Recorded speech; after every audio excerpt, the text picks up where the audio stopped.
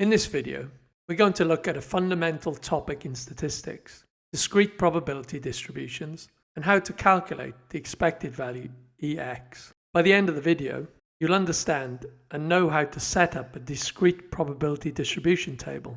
You'll know how to use the rule where the sum of the probability that x equals 1 to solve for unknown constants. You'll be able to calculate the expected value of x, which equals the sum of x multiplied by the probability that x equals x from tables and algebraic formulas, and you'll be able to interpret what Ex means in real-world contexts. So let's get started. Before we begin, let's have a quick recap. Capital X represents our random variable, which is the rule or experiment. Lowercase x represents the specific outcome or value x can take. A discrete probability distribution simply lists every possible outcome x alongside its probability that uppercase X is equal to lowercase x. And because one of these outcomes must happen, the sum of all probabilities in a valid discrete distribution must always equal 1. And what is Ex? Well, the expected value, Ex, represents the long-term average outcome if you were to repeat the experiment thousands of times. And the core formula is the expected value of x is equal to the sum of the outcomes multiplied by the probability of that outcome occurring. So we take each value of lowercase x, multiply it by its probability, and sum them all together. Let's take a look at this example. The discrete random variable x has the probability distribution shown in the table. So the probability that the outcome is 1 is 0.1. The probability that the outcome is 2 is k. The probability that the outcome is 3 is 2k. And the probability that the outcome is 4 is given as 0.3. And we're asked to find k and then calculate the expected value of x. So in part A, to find k, we can use the properties of discrete random variables, where the sum of all the probabilities is equal to 1. If you'd like to support the channel, you can now become a member to get early access to every video. To join, you can use the link displayed here, or just hit the join button right below the video. And so if we sum the probabilities from the table in the right-hand column, we have 0.1 plus k plus 2k plus 0.3 equals 1. Simplifying this gives 3k plus 0.4 equals 1, and therefore 3k is equal to 0.6. And so k is equal to 0.2. Now for part B, I've updated the probability distribution table and substituted in for the value of k. And for this part, we want to calculate the expected value of x, or the long-term average outcome if you were to repeat the experiment thousands of times. And for this, we can use one of the properties of discrete random variables, where the expected value of x is equal to the sum of the outcomes multiplied by the probability that that outcome occurs.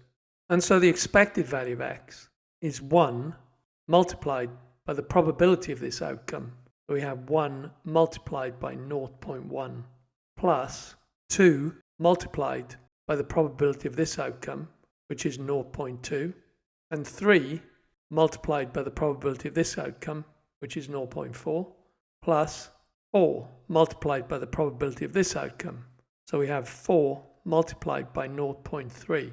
And summing these values, we have 0.1 plus 0.4 plus 1.2 plus 1.2, and this equals 2.9. Note that the expected value of x does not have to be one of the original discrete values, 1, 2, 3, or 4. It simply means that over many trials, the average result will be 2.9.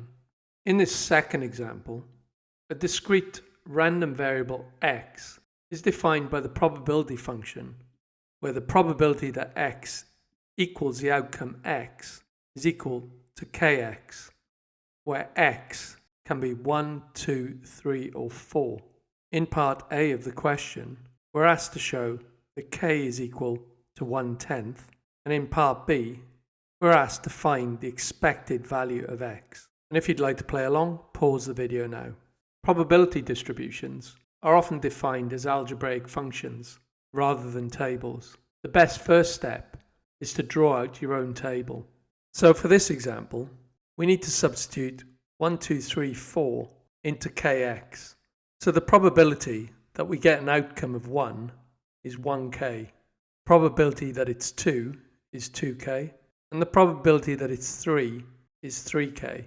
And finally, the probability that the outcome is 4 is equal to 4k. Now, if we use one of the properties of discrete random variables, where the sum of the probability of the outcomes is equal to 1, we have 1k plus 2k plus 3k plus 4k is equal to 1. And therefore, 10k is equal to 1. And so k is equal to 1/10. And for part B, we're asked to find the expected value of x. And for this one, I've substituted the value of k equals 1/10 into the distribution. To find the expected value of x, we can use the formula where the expected value of x is equal to the sum of the outcomes multiplied by the probability of that outcome occurring. And so the expected value of x is equal to 1 multiplied by 1/10 plus 2 multiplied by 2/10 plus 3 multiplied by 3/10 plus 4 multiplied by 4/10. And this equals 1/10 plus 4/10 plus 9/10 plus 16/10, which all sums to 3. So the expected outcome of x, or long-term average outcome of x, is equal to 3. A player pays $2 to play a game with a fair-sided spinner numbered 1, 2, 3, and 4. If the spinner lands on a 4, the player wins $5. If it lands on 3, the player wins $2. And if it lands on 1 or 2, the player wins nothing. If we let W be a random variable representing the payout, and that's before the entry fee, we want to complete the following tasks. So part A is to construct a probability distribution for W. Part B is to find the expected value of W. And part C, we want to answer the question, is the game fair or in favour of the host? If you'd like to play along, pause the video now. So part A of the question asks us to construct a probability distribution for W. So in this game, the player is using a fair-sided spinner numbered 1, 2, 3, and 4. And as it's a fair-sided spinner, there's an equal chance of landing on 1, 2, 3, or 4. And as there are 4 numbers, the probability of landing on any of them is 0.25. And if we look at the information we're given, if the spinner lands on 1 or 2, the player wins nothing. So the probability of winning nothing is equal to the probability that the spinner lands on 1, which is 0.25, plus the probability that the spinner lands on 2, which is also 0.25. So the probability of winning nothing is 0.5. We're also told that if the spinner lands on 3, the player wins $2. So the probability of winning $2 is the probability of the spinner landing on 3, which is 0.25. We're also told that the player wins $5 if the spinner lands on 4. So the probability of winning $5 is equal to the probability of the spinner landing on 4, and that probability is 0.25. So our probability distribution table looks like this. The probability of winning nothing is 0.5, the probability of winning $2 is 0.25, and the probability of winning $5 is 0.25. And for part B, we want to find the expected value of W. So the expected value of W is the long-term average outcome. So that's how much a player is likely to win on average if the player played the game over the long term. So we can identify W as a discrete random variable. And the way we find the expected value of a discrete random variable, we sum all the outcomes multiplied by the probability of that outcome occurring. And so in this case, the expected value of W is 0 multiplied by 0.5 plus 2 multiplied by 0.25 plus 5 multiplied by 0.25. And this equals 1.75. So the long-term average winnings of a player will be $1.75. Now part C of the question asks us, is this game fair or in favor of the host? And to answer this, we need to look at the difference between the long-term average of what the player expects to win on each game and what the host makes on each game. If it's a fair game, then the difference is zero. What does that $1.75 actually mean?